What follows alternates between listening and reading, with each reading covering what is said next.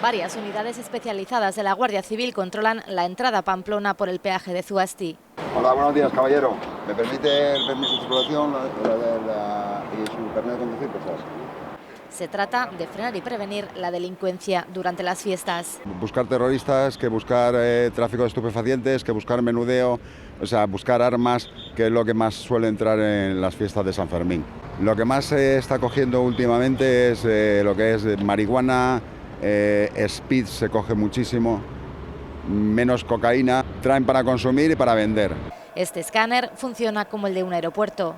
Como podéis ver en la pantalla, se pueden aplicar distintos filtros y es una forma muy fiel de ver lo que hay en el interior de cualquier maleta sin tener que hacer una revisión muy minuciosa de ello. Los filtros pueden ser orgánicos, inorgánicos y metálicos, sobre todo para el tema de detección de contrabando o de cualquier tipo de explosivo. Se intercepta también todo tipo de material falsificado. Todo tema de resguardo fiscal y así como impuestos especiales.